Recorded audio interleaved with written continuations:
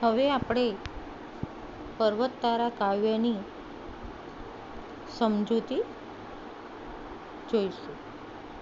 પર્વત તારા પહોળા ખંભા સરોવર તારી આંખ. હે ઈશ્વર, હું તને જોઉં છું ક્યાંક ક્યાંક ને ક્યાંક. આ પંક્તિ દ્વારા કવિ શ્રી સુરેશ દલાલ ઈશ્વરને એવું કહે છે કે હે ઈશ્વર,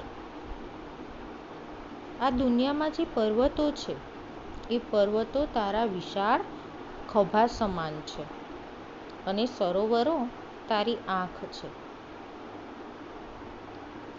હું જ્યાં પણ જોઉં છું ત્યાં દરેક જગ્યાએ, ત્યાં બધે જ મને તું જ જોવા મળે છે. દરિયો તારું દિલ વિશાળું, વૃક્ષો તારી વાત, મેઘધનુષના રંગોમાં તું રમી રહ્યો રળિયાત. આ દુનિયામાં જે વિશાળ દરિયા આવ્યા છે એ દરિયા તારું વિશાળ હૃદય છે અને વૃક્ષો હંમેશા તારી જ વાતો કરે છે. મેઘધનુષના રંગોમાં હે ઈશ્વર, તું સુંદર રીતે રમી રહ્યો છે. તું તણાનો તારણહારો, ઝરણાનો તું નાદ, ફૂલ ફૂલની રંગ સુગંધે તારી છે સોગાદ. તરણું, તરણું એટલે તણખલું. આ કાવ્યમાં કવિ માણસને તરણું કહે છે. હે ઈશ્વર, તું માણસોનો ઉદ્ધાર કરનારો છે અને જે ઝરણાનો સુંદર અવાજ આવે છે તેનું સંગીત પણ તું જ છે. આ બધા જ ફૂલોના રંગો અને તેમની સુગંધ પણ તારી જ ભેટ છે. સિંહ વાઘ ને કોયલ બુલબુલ, પતંગિયા ને તમરા, સૂર્ય ચંદ્ર ને તારા આભે અહીં આગિયા ભમરા. હે ભગવાન, હે ઈશ્વર, સિંહ, વાઘ, કોયલ, બુલબુલ, પતંગિયા અને તમરા, આકાશમાં સૂર્ય, ચંદ્ર અને તારા તથા આગિયા અને ભમરા એ બધા જ તારા અલગ અલગ સ્વરૂપો છે.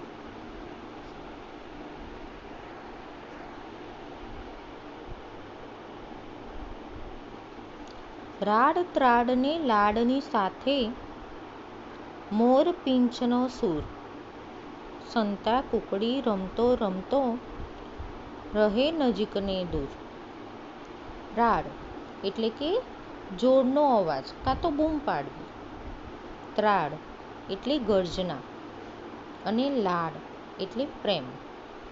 તો હે ઈશ્વર, રાડ, ત્રાડ અને લાડ તેમજ મોરના ટહુકા રૂપે અમારી સાથે તું હંમેશા સંતા કુકડી રમતા રમતા ઘડીકમાં દૂર જાય છે અને ઘડીકમાં નજીક હોય છે. અજવાળાના કાંઠા વચ્ચે અંધારાની નદી વહે, એમાં મારી હોડીને આ કોણ હંકારે તું જ કહે. આ કાવ્યમાં કવિ અજવાળું એટલે સુખને કહ્યું છે, જ્યારે અંધારું એ દુઃખને કહ્યું છે. સુખ અને દુઃખ એ સિક્કાની બે બાજુઓ છે.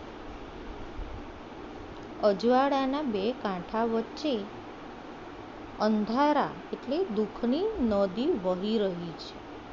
એમાં મારી આ જીવનરૂપી હોડી છે એ કોણ હંકારે છે મને કહે ને. કે એ કોણ ચલાવે છે, કોણ આગળ વધારે છે. વિદ્યાર્થી મિત્રો, આ કાવ્ય દ્વારા કવિ આપણને ઈશ્વર દ્વારા જે સર્જના કરવામાં આવી છે તે સર્જના વિશે સમજાવવામાં આવ્યું છે તથા આપણા જીવનમાં હંમેશા જે સુખ અને દુઃખ આવે છે તે કોણ હંકારે છે, એટલે કોણ ચલાવે છે આપણું જીવન, તેના વિશે કવિ આ પ્રાર્થનામાં રજૂઆત કરી છે. હવે આ કાવ્યમાં આવતા અઘરા શબ્દોના અર્થ આપણે સમજીશું. ખંભા એટલે ખભા, સરોવર એટલે કુદરતી રીતે બનેલું સરોવર કાં તો તળાવ, વિશાળું એટલે વિશાળ, ઘણું મોટું, રળિયાત એટલે સુંદર, તરણું એટલે તણખલું, નાદ એટલે આપણને મધુર લાગતો મોટો અવાજ, સોગાદ એટલે ભેટ, આગિયા એટલે રાત્રિના અંધકારમાં ટમટમતું જીવડું. ઘણી વખત રાત્રિનું ખૂબ જ અંધારું હોય તે વખતે પ્રકાશ આપતું જીવડું જેને આજ્ઞા કહે છે. ત્રાડ એટલે ગર્જના, ભાષા સજ્જતા. ઘણી વખત આપણે બોલવા માટે બે સરખા અક્ષરો હોય છે, પરંતુ તે બંને અક્ષરોના અર્થ અલગ અલગ થાય છે અને બોલવામાં પણ તે અલગ રીતે બોલાય છે. શ અને શ. શને બદલે સના ઉચ્ચારથી શબ્દનો અર્થ બદલાય છે. ઉદાહરણ તરીકે સર એટલે સરોવર અને શર એટલે બાણ. સાર એટલે કસ, જ્યારે શાર એટલે છિદ્ર, કાણું. સત એટલે સત્ય અને સત એટલે 100. સૂર એટલે અને સૂર એટલે શૌર્ય. કેસ એટલે મુકદ્દમો અને કેશ એટલે વાળ. પાસ ઉત્તીર્ણ અને પાશ એટલે ફાંસો. જોયું ને વિદ્યાર્થીઓ કે આપણને બોલવામાં ઘણી વખત જે સરખા લાગતા અક્ષરો છે પરંતુ તેના શબ્દોના અર્થ અલગ અલગ થાય છે. હવે આપણે આ કાવ્યનું જે રાગ એટલે કંઠસ્થ કર્યું છે તે તમારે પણ કરવાનું છે.